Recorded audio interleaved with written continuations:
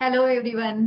आज आपल्या toppers interview या सिरीजच्या मधली आपली जी सेकंड टॉपर आहे, जी आपली ऍक्च्युली क्लासची पहिलीच टॉपर आहे, जिला सायन्समध्ये स्पेसिफिकली 99 मार्क्स मिळालेले आहेत आणि खूप छान शाळेमध्ये देखील ती पहिली आलेली आहे. सो मी तिचं कौतुक करण्यापेक्षा तिच्या तोंडून आपण आज ऐकूयात की तिचे कसे मार्क्स आहेत, पर्सेंटेज आहे, तिला काय काय बक्षीस मिळाली सगळी. सो आज आपल्या सोबत आहे संध्या शिवेकर, ही माझी स्टुडंट.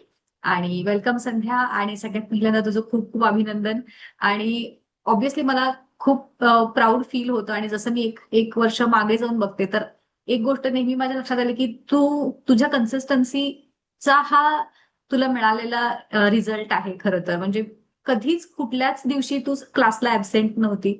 रेग्युलर बसून तू समजून घ्यायचीस आणि टाइम टू टाइम डाऊट विचारणं, ह्या सगळ्या प्रोसेसमध्ये तू ऍक्टिव्ह पार्टिसिपेट केल्यामुळंच खरं तर म्हणजे माझं असं एक हे आहे की जे मी तुम्हाला कायम नेहमी क्लासमध्ये सांगायचे की रेग्युलर राहा, रेग्युलर राहा आणि तेवढं जरी केलं तरी तुम्हाला चांगले मार्क्स पडतील. आणि त्याचं तू आणि जीवन, ही दोन मुलं एकदम आदर्श उदाहरण आहात खरं तर.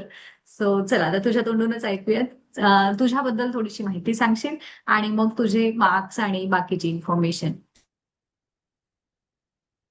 माझे नाव संध्या शिवेकर. मी पुणे जिल्ह्यातील खेड येथे राहते. मला बोर्ड एक्झाममध्ये 96.20% मार्क्स मिळाले. स्पेशली मला सायन्समध्ये 99 मार्क्स मिळाले. आणि हे सर्व मॅम मुळे शक्य झालं, कारण त्याने आमच्या सायन्सच्या कन्सेप्ट खूप छान करून घेतल्या. त्यामुळे सायन्सच्या पेपरच्या दिवशी काही सुद्धा टेन्शन आलं नाही. सो सायन्सचा पेपर खूप सोपा गेला.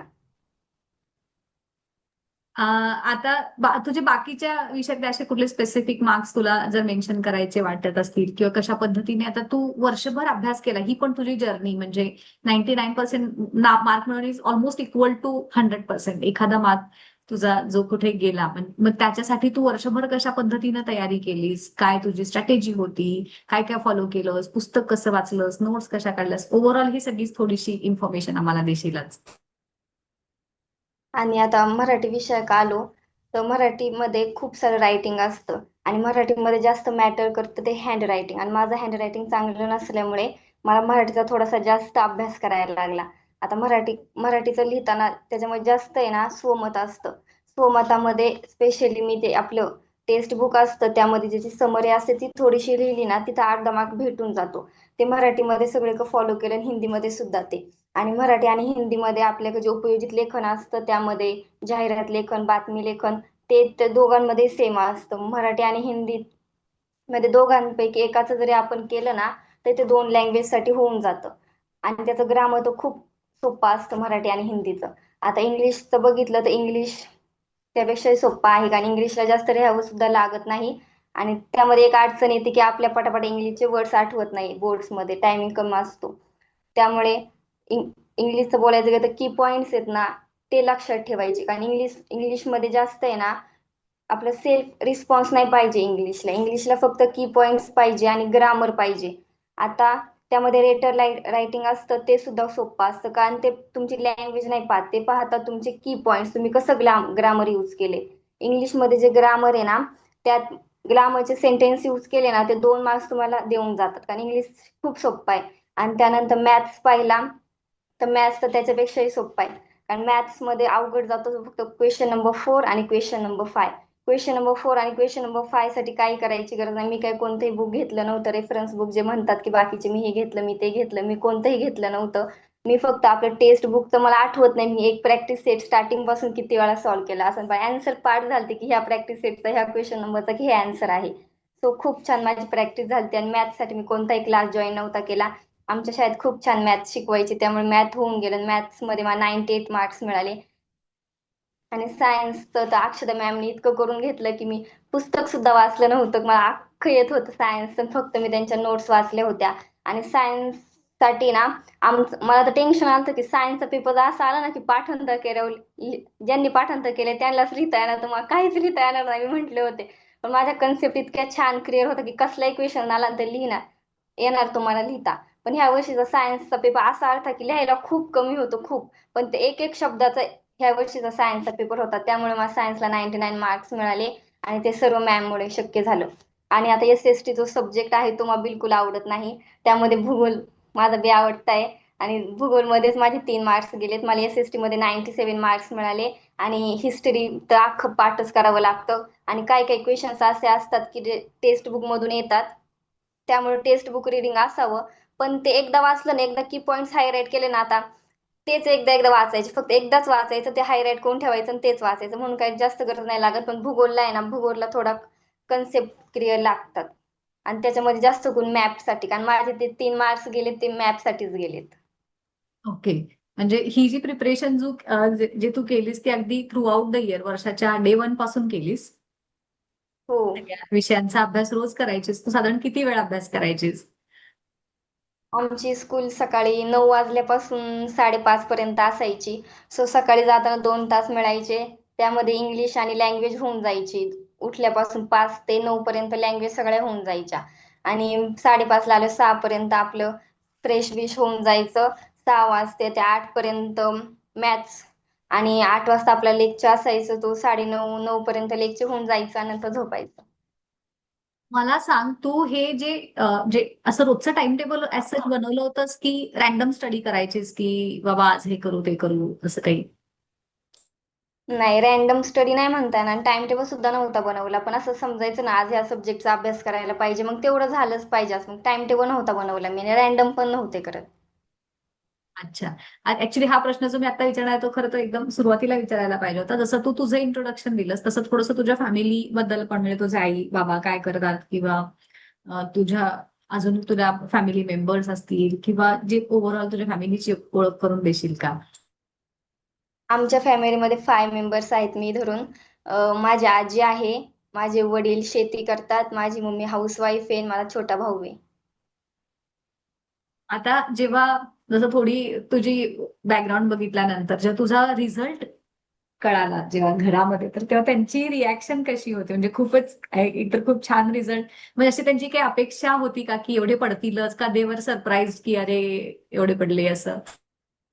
नाही, नाही. घरच्यांची इच्छा होती की 90 अबाव जायला पाहिजे. आणि मला वाटत होतं की 90 अबाव जायला पाहिजे, कारण मी पेपरमध्ये खूप सिली मिस्टेक केल्यात, खूप सिली मिस्टेक केल्यात. म्हणून मला सुद्धा वाटत नव्हतं की 90 अबाव जाईल. पण ती गेली. ज्यावेळेस रिझल्ट समजला त्यावेळेस मी सुद्धा घरी नव्हते. सो आमचा सुद्धा क्लास होता. त्यामुळे मला सुद्धा रिझल्ट पाहता नाही आला टायमिंगला. पण घरच्यांनी टायमिंगला पाहिलं, त्यांची रिएक्शन खूप छान होती. अरे वा. मस्तच. खूप म्हणजे एक एक प्राऊड असतं ना की आपला एक पहिला रिझल्ट आहे आणि त्याचाच एवढा छान रिझल्ट मिळाल्यानंतर आपल्याला खूप एक अभिमानाचा क्षण असतो तो. आणि गावात आता तुझ्या भरपूर कौतुक, आणि मी बघितलं तुझे जे फोटोज आणि हे खूप जणांनी तुझे वेगवेगळ्या ठिकाणी सत्कार वगैरे केले, तर किती मस्त वाटलं असेल ना तुला एकदम. आता मला एक सांगशील की हे जे तू अभ्यास वगैरे केलास किंवा या पद्धतीचं यश मिळालं, तर ह्याच्यानंतर तुझी अशी काय इच्छा आहे की पुढे जाऊन काय करायचं आहे, किंवा काही तुझी स्वप्न अशी असतील?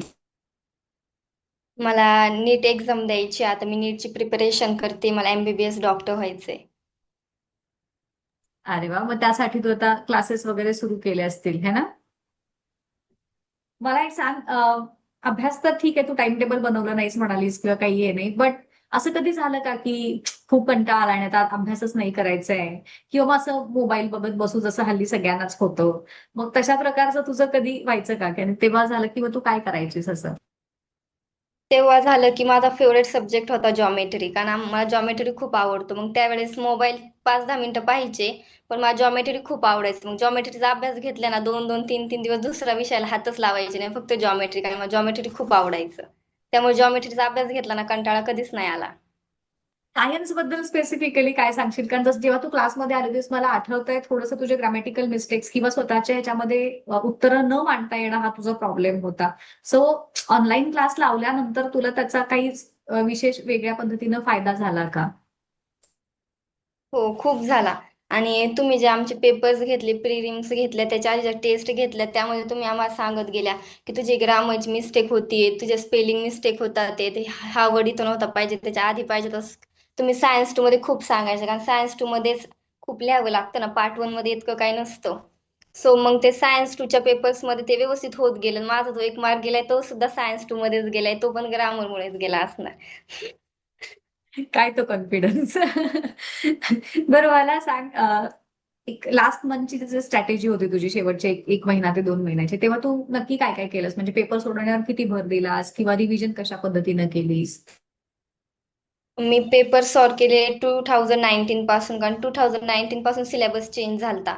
मग मी एक बुक घेतलं होतं, त्यामध्ये सर्व क्वेश्चन्स पेपर होते. मग त्यातले जे लेंदी क्वेश्चन्स आहेत ते नाही सॉल्व केले.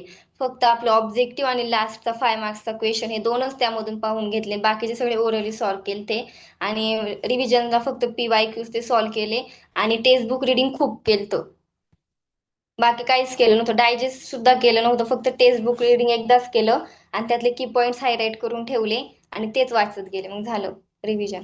एखाद्या स्टुडंटला समजा असा सायन्स विषय अवघड वाटत असेल की नाही, जसं म्हणजे सुरुवातीला तुलाही थोडीसे हे होतं की नाही जमत आहे, बेसिकली तू क्लास त्यासाठीच लावला होतास की बाकी होतंय पण ते सायन्समध्ये स्कोर प्रॉपर करता येत नाही आणि तुला त्याचा तो अपेक्षित रिझल्ट पण मिळाला आय थिंक. सो मग अशा स्टुडंट्सना तू काय सांगशील की ज्यांना सायन्सची खरंच भीती वाटतेय किंवा नाही जमत आहे अभ्यास करणं असं? सायन्स आहे ना, मी सांगते सर्व विषयांपेक्षा सोपं आहे. कारण सायन्समध्ये लर्निंग सुद्धा लागत नाही, नाही तुमचं हँड रायटिंग मॅटर करतं, नाही ग्रामर लागत. आणि मॅथ्समध्ये सुद्धा असं खूप सारे स्टेप्स वगैरे असतात, तसं सायन्समध्ये काहीच नसतं. त्यामुळे सायन्समध्ये फक्त एकच गोष्ट लागते, ती म्हणजे कन्सेप्ट खूप छान प्रकारे आपल्याला समजल्या पाहिजेत. आणि दुसरी गोष्ट, आपली थोडीशी इंग्लिश चांगली असते तरी आपण त्यांना लिहू शकतो. सो या दोन गोष्टी असल्या ना सायन्समध्ये काहीच लागत नाही. आणि एक म्हणजे कन्सिस्टन्सी, कन्सिस्टन्सी असली ना मग काहीच होत नाही सायन्समध्ये. म्हणजे तू तू तुझ्या ओन लँग्वेज मध्ये उत्तरं लिहिलेली आहेस, म्हणजे असं नाही की पाठांतर करून. कारण बऱ्याच मुलांचा असा कल असतो की सायन्सची उत्तरं किंवा रट्टा मारून, किंवा पेरेंट्स सुद्धा बरेचदा असं सांगतात की रट्टा मारून पाठांतर करणं वगैरे, असे प्रकार तू केले होतेस का? नाही, बिलकुल नाही. मला सायन्स काय सुद्धा येत. मग डायजेस्ट उघडलं मग टेन्शन यायचं की यातलं काहीच येत नाही. मी पेपरला काय लिहिलं, मी पेपरच्या आदल्या दिवशी, मी बोर्डच्या आदल्या दिवशी मी डायजेस्ट उघडलं, मग काहीच येत नव्हतं डायजेस्ट मधलं. मी फक्त पुस्तक रिडिंग करून गेले. हा, म्हणजे हे जे खूप सारं जे आपण स्टडी मटेरियल जे म्हणतो, ऍक्च्युली मी जसं वर्गात पण नेहमी तुम्हाला सांगायचे की पुस्तक हे एक महत्वाचं आणि नोट्स आपल्या एवढ्या दोन सफिशियंट आहेत. कारण खूप सारं मटेरियल यूज केलं की कसं कन्फ्युजन जास्त क्रिएट होतं, कारण प्रत्येक पुस्तकाची एक वेगळी भाषा असते. आणि मग ते त्या त्या ह्याला फॅमिलियर झालेली मुलं असतात आणि अचानक आपण वेगळं काहीतरी उघडलं की मग आपल्याला वाटतं की अरे अरे हे काय लिहिलंय, आपल्याला येत नाही किंवा काय असं. सो मला आता पुढचा तुला असा प्रश्न विचारायचा की ज्या स्टुडंट्सना समजा सायन्समध्ये अबोव्ह 95 स्कोर करायचा असेल, तर तुझ्या मते त्यांनी काय काय केलं पाहिजे? असेल तीन कोणत्या गोष्टी महत्वाच्या आहेत ज्या त्यांनी केल्या पाहिजेत? पहिली म्हणजे त्यांनी टेक्स्ट बुक रिडिंग केलं पाहिजे. सेकंड म्हणजे त्यांनी कन्सिस्टन्स राहिलं पाहिजे पहिल्या दिवसापासून. आणि थर्ड म्हणजे PYQ सॉल्व्ह केल्या पाहिजेत. येस, ह्या तीन महत्वाच्या गोष्टी आहेत. टेक्स्टबुक आहे, व्यवस्थित कन्सेप्ट समजून घेणं, आणि PYQ चा देखील उपयोग होतो. कशा पद्धतीनं कोणत्या पार्टवरती प्रश्न विचारलेला आहे हे आपल्याला लक्षात येतं आणि त्याच्या पद्धतीनं आपण प्रिपरेशन करू शकतो. सो आता मला एक काही शेवटचे काही प्रश्न तुझ्यासाठी की ह्या स्टुडंट्ससाठी ओव्हरऑल तू अभ्यास करण्यासाठी मोटिवेशन देण्यासाठी, किंवा जसं आता बरीच मुलं म्हणतात नाही अभ्यास करायचा आहे, जमत नाही, हे नाही, तर अशा मुलांना मोटिवेशन म्हणून तू काय सांगशील? की काही काही जण म्हणतात की हार्डवर्क केलं पण सक्सेस आलं नाही. पण जर कन्सिस्टन्सी हार्डवर्क केलं आणि खरं का आपण मनापासून हार्डवर्क केलं आणि ते कधीच थांबलं नाही, तर आपल्याला कन्फर्म सक्सेस मिळेल. म्हणून काय अभ्यास थांबवायचा नाही. येस, म्हणजे कुठल्याही क्षेत्रात जा, ओव्हरऑल कन्सिस्टन्सी आणि हार्डवर्क ह्या दोन गोष्टींना तुम्हाला ऑप्शन नाही, होय की नाही? सो हेच तुम्ही, म्हणजे इव्हन काल आपण आरोहीशी जेव्हा गप्पा मारलो तिनेही ह्याच गोष्टी सांगितल्या की कन्सिस्टन्सी आणि हार्डवर्क. तुझ्याही बोलण्यातून ह्या झाल्या, म्हणजे त्या खरंच कुठेतरी मॅटर नक्कीच करतात. सो आता व्हॉट नेक्स्ट, काय चालू आहे? तसं सध्या तू ऍडमिशन वगैरे घेतलंस कुठे आणि कसे चालू आहेत तुझे क्लासेस? छान चालू आहेत. मी RCC ला ऍडमिशन घेतलेत नीटसाठी, नीटची प्रिपरेशन करण्यासाठी. सध्या खूपच तुमची इन्स्टिट्यूट गाजत आहे त्यामुळं येस, तुला नीटच्या प्रिपरेशनसाठी आणि फ्युचर तुझ्या छान करिअर घडवण्यासाठी तुला खूप खूप शुभेच्छा माझ्याकडूनही आणि आपल्या सगळ्या स्टुडंट्स कडूनही. Yes, thank you so much thank you. संध्या.